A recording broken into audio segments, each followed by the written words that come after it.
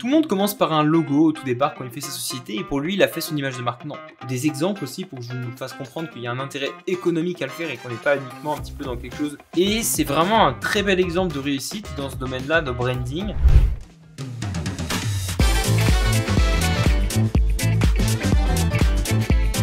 Bonjour à tous. Eh bien, je suis déjà très content de faire ce deuxième épisode. Donc, cette fois-ci, un atelier sur le pouvoir du branding. Je vais m'expliquer. Peut-être que vous connaissez peut-être pas le terme encore branding, mais vous allez voir d'ici 20 minutes, 30 minutes, vous allez très bien le connaître. Certains d'entre vous, vous avez déjà des marques.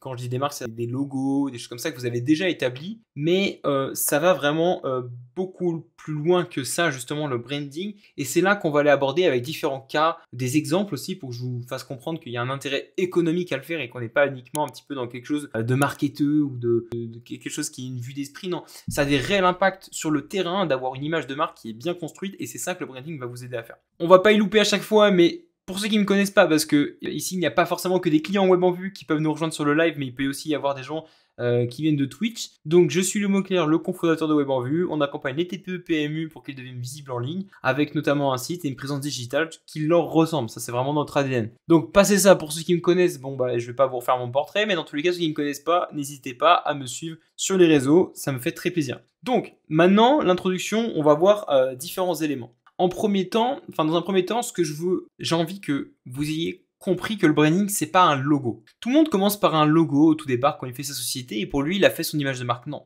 ça va beaucoup plus loin que ça. C'est vraiment une émotion que les gens vont vivre via votre produit, votre service et une vision qu'ils vont avoir de votre société, de votre entreprise, du logo en fait aussi indirectement. Quand ils vont le voir, c'est un élément parmi votre branding, mais c'est pas uniquement ça en fait. Le branding, ça commence par le logo, on peut se dire ça, ou par les couleurs, ou pour plein d'autres choses, mais dans tous les cas, comprenez que c'est pas uniquement un logo, et ça, je vais bien vous le démontrer par A plus B. Donc, si on devait déjà faire un petit peu une petite définition pour que vous compreniez, donc, je vais vous faire la définition un peu scolaire, mais le branding, c'est un ensemble d'actions marketing qui vise à constituer une image de marque immédiatement identifiable par la cible et véhiculant une perception positive. Première partie. Ensuite, c'est constitué d'éléments graphiques et verbaux. Le branding cherche à ancrer les produits et services de la marque dans l'esprit des utilisateurs. Alors, j'ai pris cette définition de HubSpot, j'ai oublié de l'écréditer, mais ça vient bien de HubSpot, qui est un logiciel CRM. Donc là, déjà, vous comprenez bien que c'est un ensemble d'actions marketing. Donc déjà, c'est pas que le logo. Donc quand je vous disais tout à l'heure, on ne va pas parler que du logo, c'est une partie, mais c'est pas uniquement ça. Il vise à identifier et donner une perception positive. Comprenez ? Et c'est constitué d'éléments graphiques et verbaux. Et ça, c'est vraiment important. Ça permet vraiment d'ancrer la marque dans justement dans le cerveau des gens. Et je vais vous montrer qu'il y a des marques qui l'ont très bien fait. Donc, pour citer des exemples, peut-être que certains d'entre vous ont déjà commandé un produit type téléphone, type ordinateur sur Back Market. C'est pour moi un excellent exemple de branding. Pourquoi ? Parce qu'ils se sont mis dans un domaine qui était très compliqué, qui était le domaine du reconditionnement. Ils n'avaient pas une bonne image. Le reconditionnement, ça n'a pas une bonne image. C'est-à-dire qu'à l'époque, voilà, un truc conditionné, c'était une sorte d'occasion, mais pas, voilà, c'était pas quelque chose que les gens valorisaient vraiment, en fait. C'était pas un acte citoyen de prendre un téléphone en reconditionné. Et en fait, aujourd'hui, le marché s'est énormément développé. Vous en trouvez à la Fnac, maintenant, partout, en fait, dans toutes les grosses structures, vous retrouvez du reconditionné. Et Back Market y a beaucoup contribué. Donc là, je vous montre ça parce que vraiment, ils ont eu un impact très fort sur le secteur, en France notamment, et à l'étranger, parce qu'ils se sont beaucoup diversifiés. Enfin, ils sont beaucoup développés. Ça doit faire 10-12 ans, je crois, qu'ils sont dans le secteur. Et vous voyez, ils ont une image et une façon de parler aussi qui est très c'est Back Market, quoi. C'est vraiment très reconnaissable. Par exemple, il était une deuxième fois, voilà, en contradiction avec il était une fois. C'est pas neuf, c'est nouveau, c'est paradoxal. Fier de ne rien produire, c'est pareil. C'est une communication, un type de communication qui est assez déroutant. Vous voyez aussi que ils ont toute une typologie, des couleurs, des formes, et c'est vraiment un très bel exemple de réussite dans ce domaine-là de branding, d'avoir rendu quelque chose qui n'était pas sexy de base, qui est devenu sexy et qui est même devenu un acte citoyen quasi militant en fait de prendre du reconditionné pour certains. Back Market, très bel exemple. McDo, je vous fais un petit peu le générique, mais bon, tout le monde le connaît, tout le monde l'a en tête, je viens de vous le faire. À mon avis, vous l'avez vous aussi en tête. Ils se sont quand même permis le luxe de faire une campagne floutée. Le premier, j'ai même pas à vous le dire, c'est un Big Mac. Le deuxième, c'est un Happy Meal. Et le troisième, c'est des frites McDo. Enfin, vous vous rendez compte que même en floutant leurs produits, on reconnaît. J'ai envie de dire, c'est magnifique dans l'exercice. Félicitations à eux, bravo à ceux qui ont travaillé là-dessus. Ils ont réussi justement à nous rendre, voilà, à nous faire comprendre que voilà, cette couleur-là, cette image-là, c'est leur marque. C'est d'une puissance qui est énorme. C'est pour ça, même vous verrez, c'est pas uniquement réservé aux grandes marques, mais là je vous prends les cas, les exemples les plus flagrants, qui sont les plus connus. Alors, les impacts aussi du branding. Le cas de Tropicana, il est assez connu. Alors Tropicana avait, voilà, ils avaient dit à un moment qu'ils voulaient faire justement un rebranding, un nouveau packaging. Ils sont passés donc du premier Tropicana, c'est-à-dire l'orange avec la paille dedans, vraiment le jus pur, à un deuxième packaging. Résultat, en moins de quelques mois, moins 35 millions de dollars. C'est un impact en fait de travailler son image de marque. Ça peut avoir un impact positif ou négatif. Et c'est là que c'est intéressant de le voir parce que on aurait pu se dire que la deuxième image, beaucoup plus minimaliste, les consommateurs ne sont pas reconnus dans la deuxième image. Donc ça a un réel impact le branding. C'est ça que je trouvais ça intéressant à vous montrer comme exemple. Je vais vous montrer un autre cas qui est très connu aussi, que vous consommez peut-être, hein, même que vous consommez sûrement ou vous avez déjà goûté, Red Bull. Red Bull donne des ailes, les slogans, les campagnes de pub, l'aspect très transgressif de la marque à un moment, c'est-à-dire si vous buvez du Red Bull, c'était limite dangereux pour votre santé. Enfin, voilà, c'était ce que les jeunes ne devaient pas consommer quasiment. Ça, c'est dans les années, il y a quoi, il y a 5-10 ans, ils ont explosé grâce à ça. Et ensuite, ils sont passés sur un branding qui était beaucoup plus dans l'expérience, comme Monster l'a fait avec des cultures plus alternatives. Mais voilà, Red Bull maintenant c'est le Red Bull Racing, le Red Bull Ring, un circuit de course qui est en Autriche. Alors personnellement je m'y suis rendu, donc pour vous expliquer, quand vous allez là-bas, tout est Red Bull. C'est très impressionnant, sachant que c'est une marque de canette, hein. Ils auraient pu totalement se dispenser de faire ça et de rester sur leur cœur de produit, c'est-à-dire la boisson énergisante, mais non, ils ont travaillé toute cette image d'expérience. On a aussi les courses aéronautiques, on a le VTT, les courses à savon qui sont aussi très connues, ils se sont mis aussi au e-sport. Donc rendez-vous compte qu'ils étaient partis de la boisson énergisante et l'aspect tonifiant pour basculer sur un tout autre domaine, mais qui leur permet de générer des ventes et de créer leur image de marque et de capitaliser. Parce que j'ai envie de dire, initialement, Red Bull, c'est quoi? Attention, c'est très grossier ce que je vais dire, de l'eau et du sucre. Bien qu'il y a un travail, c'est pas uniquement ça, mais c'est des très fortes marges, parce qu'en réalité, c'est de l'eau, des arômes, du sucre, des tonifiants, enfin bref, j'en consomme pas personnellement. J'ai déjà goûté, mais j'en consomme pas. Mais voilà, c'est l'image que ça véhicule. Donc, vous comprenez bien maintenant qu'avec ça, on n'est vraiment pas dans quelque chose où le branding c'est accessoire. Non, ça fait la réussite et ça fait des empires, le branding. C'est ça qui est très intéressant. Et vous maintenant, si on enlève votre logo, votre couleur, votre site web, qu'est-ce qui reste en fait? Si demain je parle de votre marque, j'enlève plein de choses, qu'est-ce qui va rester chez les gens? Quelle émotion, quelle conviction, quelle promesse fait vraiment battre votre marque, enfin le cœur de votre marque? Et ça, c'est des points qu'on va aborder juste après. Avant de basculer sur le deuxième point, on va parler un peu, donc maintenant, de la clarté avant la visibilité. La semaine dernière, je vous ai parlé des réseaux sociaux et je vous ai dit, bah, allez-y, lancez-vous, voilà comment vous lancer, voilà comment produire, prenez tel et tel outil, ça peut vous aider. Aujourd'hui, je vais vous parler du message que vous devez faire avant d'être sur les réseaux sociaux, avant toutes ces choses-là. C'est vrai qu'on n'avait pas forcément abordé ce point-là, mais il y avait toute une notion de clarté, justement, et avant d'aller chercher de la visibilité, de clarifier votre message. Donc, si je vous montre cette image-là, là on voit quoi? On voit des chaussettes. C'est un peu flou. Imaginons que ça c'est le message de votre marque. Personnellement, je n'aurais pas donné. Enfin voilà, je le vois comme ça, c'est flou, je comprends pas. Je sais pas ce que c'est spécialement. Bon, je reconnais, c'est des chaussettes, ok, mais c'est quoi? Je connais pas la promesse, je vois pas la marque.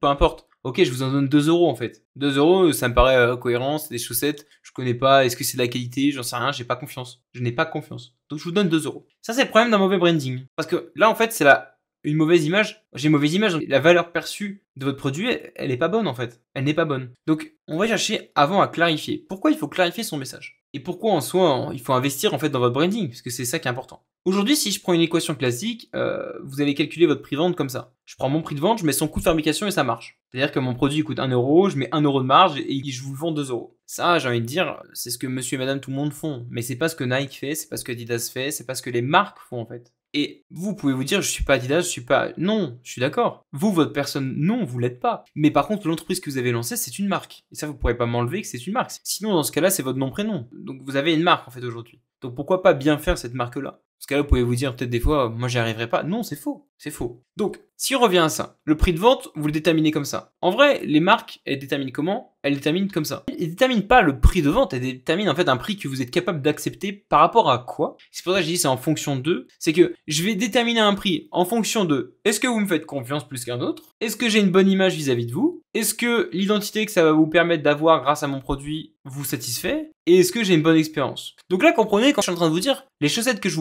vous disais. Est-ce que tu me fais confiance comme quoi c'est de la qualité? Est-ce que tu me fais confiance? Ah bah regarde, j'ai 500 000 personnes à côté qui ont pris ces chaussettes-là. Est-ce que tu sais que ça va faire de toi quelqu'un de très stylé de porter ces chaussettes-là? Tu portes pas ces chaussettes-là parce que t'es quelqu'un de différent. Enfin, tu portes ces chaussettes-là parce que tu es quelqu'un toi de différent. T'as compris. Ensuite, quand même l'expérience, c'est du coton. Là, voilà, ça va même au-delà de l'aspect technique de la chaussette. Tu portes ça, c'est un objet statutaire. Donc, vous voyez bien que maintenant les chaussettes c'est plus la même chose. Et maintenant, si je vous défloute les chaussettes et je vous dis ah bah c'est des chaussettes Nike, là vous allez m'en donner 30 euros. Et même 30 euros, vous allez pas trouver ça cher. Donc, comprenez qu'on est parti des chaussettes qui étaient floues pour arriver aux chaussettes qui ne sont plus floues. Et le prix est multiplié par quasiment 10 ou 15. Pourquoi? Parce que la valeur perçue des chaussettes par rapport à avant a changé. C'est ça qui est intéressant à voir. Et justement, on va revenir à ça. Donc, si on reprend les chaussettes, la valeur perçue est égale à la confiance, l'image, l'identité, l'expérience. Et c'est ça qui donne le prix accepté. Le prix accepté, c'est la valeur perçue. C'est pas le prix que vous pratiquez. C'est est-ce que mon service ou est-ce que mes chaussettes peuvent valoir 10 000 euros? Pourquoi des entreprises type Louis Vuitton vendent un sac qui en soi utile, c'est qu'un sac, c'est pour mettre ses affaires dedans. Vous allez mettre votre porte-monnaie ou peu importe, vos habits dedans. Mais pourquoi lui il coûte 5 000 euros plus cher? Mais c'est parce que j'ai confiance en Louis Vuitton, ça me donne une autre image, une autre identité. Enfin, Louis Vuitton a une autre image que Quechua, ça me donne une certaine identité et j'ai une expérience quand je vais dans le magasin. C'est juste pour ça. C'est la valeur perçue du produit et du service que je donne à mon client. Et ça, c'est valable pour tous les business. Donc, voilà comment faire du branding. Le branding, c'est quoi? C'est une stratégie de marque, une identité de marque et une image de marque. Et alors, pourquoi je voulais, justement, tout à l'heure, je vous en ai parlé par rapport aux réseaux sociaux, mais vous voyez, la notoriété, elle se situe ici. Alors, vous n'avez peut-être pas mon curseur, je regarde sur le live, si vous l'avez ici. Elle se situe au niveau de la perception de l'image de marque. Et donc, il faut que vous alliez un petit peu à rebours et que, avant de vous lancer sur les réseaux sociaux, vous ayez une stratégie et une forme d'expression de cette stratégie-là. C'est-à-dire que, regardez, moi, nous, on est web en vue. Notre stratégie de marque, c'est, et je peux vous la dire, ça me dérange pas de la dire, c'est d'être une marque de référence pour les entrepreneurs, les TPE, PME, pour ceux qui se lancent, ceux qui cherchent des informations. Et donc les ateliers, ils sont nécessaires. Parce que quand je vais lancer ma marque, quand je vais lancer mon produit, ou avant de le lancer, en fait, je vais vouloir m'instruire, je vais vouloir comprendre, faire des formations, faire des choses. Et nous, on souhaite, on le dit, nous, c'est qu'on va mettre du contenu qui nous est authentique, des choses qui nous ont permis de réussir, on va le mettre gratuitement pour tout le monde. Et donc ça, c'est notre stratégie. Après, comment ça se décline? On a une identité, un logo, vous le voyez. Là, aujourd'hui, vous êtes dans le live, il y a un fond qui est bleu, j'ai une façon de m'exprimer, j'ai mis un t-shirt Clickbee, alors hop, on le voit mieux, mais Clickbee, c'est un produit qu'on est aussi en train de développer, qui est pour nous un produit qui nous tient très à cœur. On a une certaine façon de s'exprimer. Moi, j'ai une façon, voilà, j'essaie d'être le plus pédagogique, avoir la plus forte proximité pour pouvoir discuter ensemble et justement me rendre toujours disponible pour quand vous avez des questions. Parce que franchement, très sincèrement, personnellement, j'adore accompagner les gens. J'aime bien leur être utile aussi. C'est des choses qui me sont à cœur et je sais que souvent nos conseils sont des bons conseils et permettent de gagner plus de chiffre d'affaires, plus d'argent. Donc voilà, c'est notre expression. Et ensuite, la perception, c'est l'image que vous allez faire de moi. Est-ce que vous me trouvez que je suis quelqu'un de sympathique? Est-ce que vous pensez que j'ai une bonne réputation? Ça, c'est par rapport aux clients. C'est pour ça qu'on essaie de travailler. On travaille partout du mieux possible. Voilà, des fois, on fait plus ou moins bien, mais dans tous les cas, on met les efforts pour tout le monde, pour que ça réussisse pour tout le monde. Et voilà, après, on a de la reconnaissance, de la cohérence, de la loyauté de nos clients, toutes ces choses-là. Donc, comprenez bien que c'est une stratégie. Il y a aussi un autre cadre de pensée qui est why, how, what. Ça, c'est un truc un peu plus scolaire que je vous l'ai mis parce que c'est quand même important d'y penser. Mais nous, on va pas prendre ce cadre-là. Là, j'avais fait un exemple avec Coca-Cola. Si vous voulez, vous pouvez le regarder, le lire un petit peu. Mais voilà, moi, ce que je voulais que vous reteniez, c'était que définissez une stratégie par rapport à votre ADN. C'est ce que je marque, c'est ce qui est marqué ici, pardon. Votre ADN, c'est-à-dire qui vous êtes vraiment, quel est votre positionnement. Vous ne vendez pas pour tout le monde. Non, l'objectif, on fait pas nous des sites internet pour tout le monde. On fait des sites internet pour les TPE, PME, pour les entrepreneurs qui souhaitent se lancer. On en fait de temps en temps pour les ETI aussi qui sont, mais des fois ils ont des structures en interne. Mais pour celles qui n'ont pas de structure en interne, on peut intervenir aussi. Et on a de la proximité avec nos clients. C'est vraiment notre logique. Donc notre positionnement, notre personnalité, notre cible n'est pas celle d'un autre concurrent. On n'est pas là pour tout le monde. Il y a de la place pour tout le monde. Prenez le positionnement qui correspond à votre marque. Voilà, ça c'est le comment faire. Maintenant, pour clore un petit peu la partie 2 sur la clarté visibilité, bien sûr je me suis trompé je me suis trompé de slide, donc c'est pas grave. Pour le point 2, retenez que avant la visibilité, travaillez votre clarté. Je m'explique, quand vous travaillez votre clarté, vous travaillez 1. Votre image de marque, votre cohérence sur tous les supports, mais vous travaillez aussi vos offres, qui vous êtes, comment vous parlez, comment vous vous comportez, quelle est votre expérience. C'est très très très important que vous passiez par ces choses-là. Ça peut prendre du temps, c'est difficile, mais posez-vous, réfléchissez, prenez le temps qu'il faut. Faites des essais. Web en vue, l'image a aussi évolué, nous, avec le temps, par rapport à ce qu'on voulait faire. Et elle évoluera encore dans le futur. Il n'y a pas de problématique par rapport à ça, il n'y a pas de pression. L'important, c'est de faire et d'ajuster. Voilà. Donc maintenant, c'est bien beau, Louis, tu m'as expliqué. Le branding, c'est important, fais-le. Tu m'as montré Red Bull, des entreprises qui ne sont pas moins. Tu m'as montré clarté avant visibilité. Maintenant, comment on le met en pratique vraiment? Comment les gens peuvent comprendre votre valeur perçue? En premier, vous devez définir, quand vos clients pensent à votre marque, 3 émotions qu'ils peuvent ressentir. Il existe un tableau des nuances des émotions. Les émotions, il y en a un nombre limité. C'est pas infini. Et elles existent toutes ici. Alors, ça peut être la joie, la colère, la peur, la tristesse, la surprise, le dégoût, la honte, la confiance. Donc, bon, je vous déconseille le dégoût, la honte, la peur, toutes ces choses-là. Et en même temps, on pourrait avoir une logique des fois sur la peur quand on voit votre marque. Ça peut susciter un peu de alarmer, affoler, apeurer. Enfin, demain vous êtes vérissure. Peut-être qu'on a intérêt à être un peu terrifié quand on voit votre logo en mode ah bah tiens la voiture de vérissure, c'est que je me suis fait cambrioler. Voilà, j'en sais rien. Mais en tous les cas, définissez 3 émotions que vos clients doivent ressentir. Hyper important.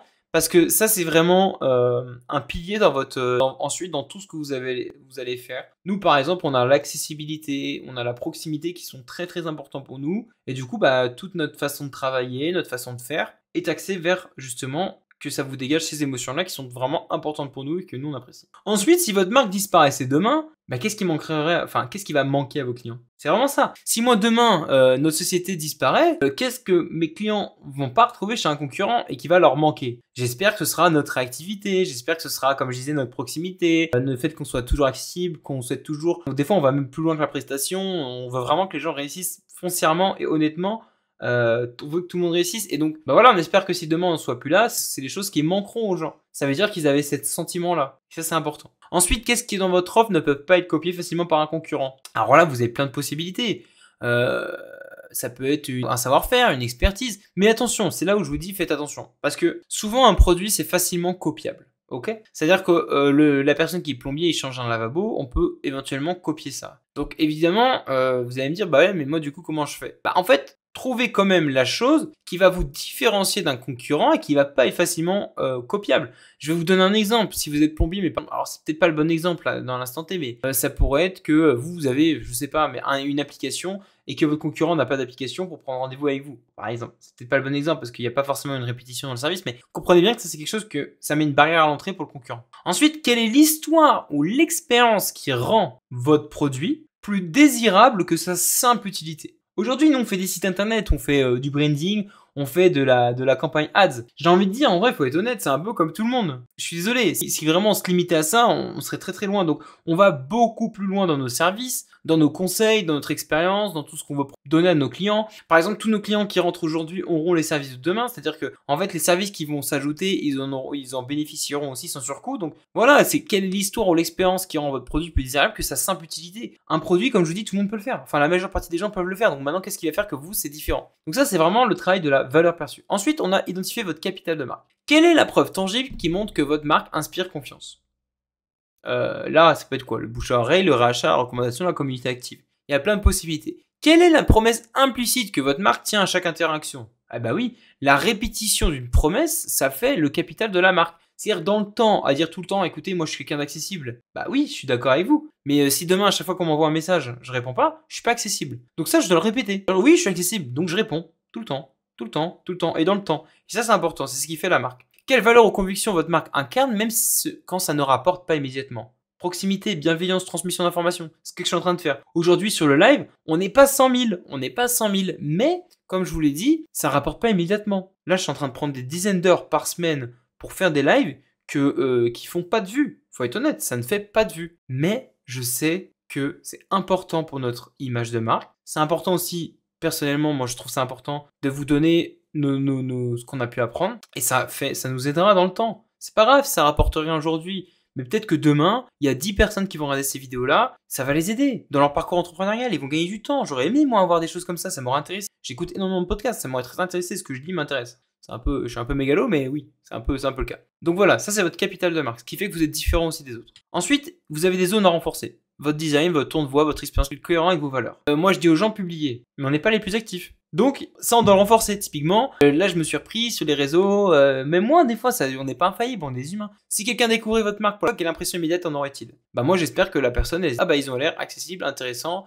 Ils vont comprendre mon besoin. Ils peuvent me faire du sur-mesure. On travaille aussi sur le sur-mesure, donc ça, c'est important pour nous. Où investissez-vous aujourd'hui dans le branding, communication, storytelling, expérience, service? Nous, on investit dans la com. Storytelling, pas forcément, mais on prend du temps aussi sur nos réseaux perso à nous d'en faire. Expérience, très très très important, on prépare plein de choses. Des ClickBee, ça en fait partie, c'est vraiment un truc qu'on veut donner aussi à tous nos clients. Service, on est en train de travailler, on espère tout le temps améliorer notre service. Donc investissez dans le branding pour vos clients, c'est ce qui vous en ramènera aussi à long terme, très important. Si vous deviez concentrer vos efforts sur un levier de valeur perçue, lequel choisiriez-vous? Là, libre à vous d'y répondre. Donc voilà, ça c'est la mise en pratique, c'est toutes les questions que vous devez vous poser pour répondre à ça. Donc si je devais faire une petite synthèse et une petite phrase, c'est très simple. Donc ma marque crée de la valeur perçue parce qu'elle, 3 petits points, et qu'elle fait ressentir à ses clients, 3 petits points. Voilà. C'est à vous de remplir avec vos mots, votre marque, votre valeur perçue à vous. C'est ça qui est important.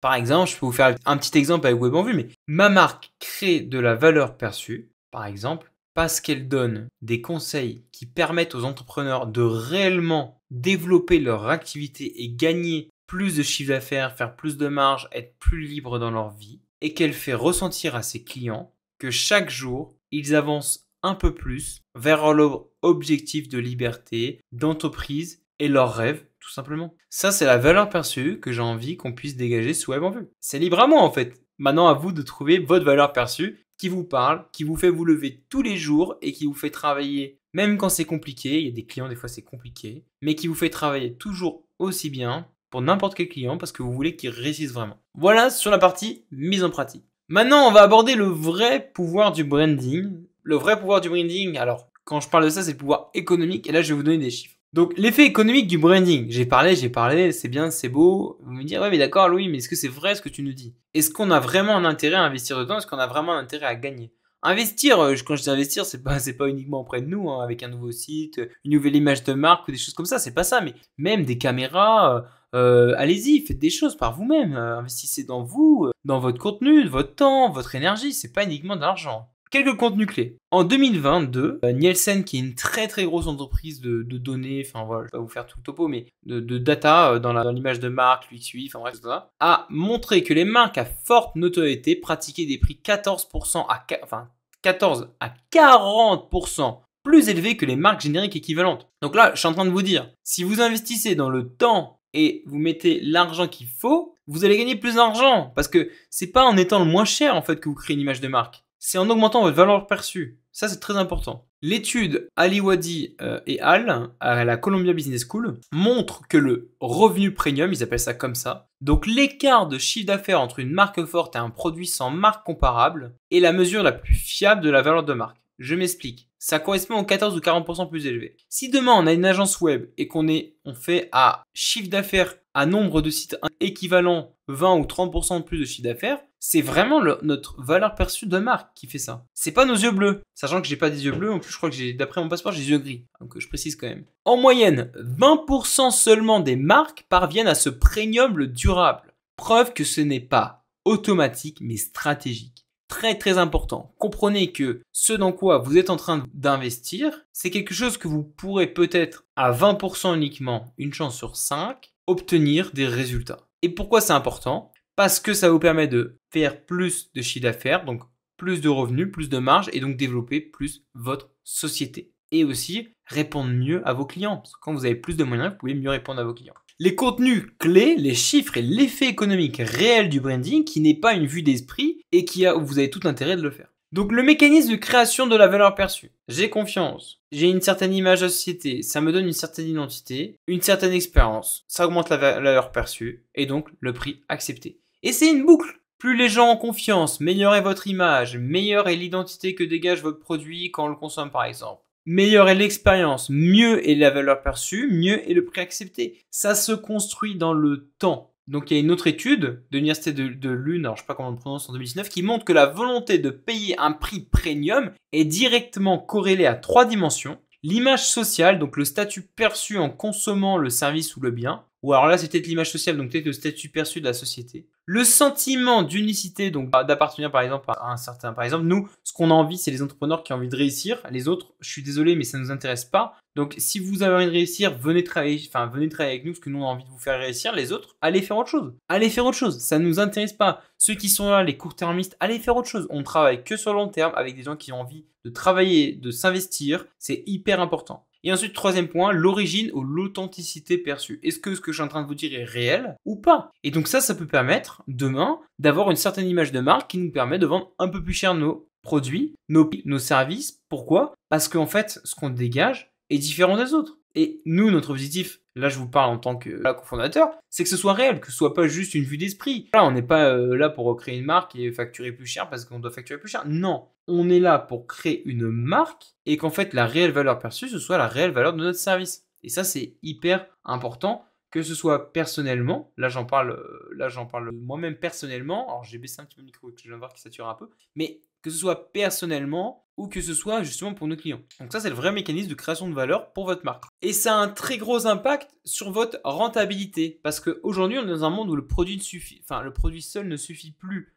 On peut faire des sites internet, donc voilà, sur le site internet, on n'ira pas très loin. On peut faire plein de choses. Aujourd'hui, je suis plombier, avant, il n'y avait pas YouTube pour réparer mon évier. Alors, vous me direz, ouais, mais c'est pas bien YouTube. Je suis d'accord. Ok, on est peut-être d'accord sur le fait que c'est pas un professionnel qui le fera. Mais quand il doit juste dévisser sa bonde parce que l'évier est bouché, maintenant, l'information est là. Donc, c'est plus le même monde. C'est plus le même monde. Donc, l'image de marque aide aussi, c'est-à-dire que quand vous dégagez l'image d'un professionnel, la personne elle va se dire, ah bah tiens, il vient, il a son t-shirt, il a sa facture propre, il a son petit carnet, il a son rapport d'intervention, il a son camion, c'est hyper important, hyper important. Donc les marques fortes résistent mieux aux crises, en période d'inflation aussi. Elles maintiennent leur prix mieux que les marques distributeurs. Et ça, c'est Kantar qui le donne. Alors Kantar, ils font aussi de la distribution, la grande distribution, ces choses-là. Mais en tous les cas, comprenez que si vous avez une marque qui est générique, c'est-à-dire sans image de marque, pas de logo, pas de voiture, rien, vous n'avez rien siglé, vous ne dégagez rien. En fait, le jour où c'est la tempête, vous serez les premiers à dégager du bateau, très clairement. Vous avez des coûts d'acquisition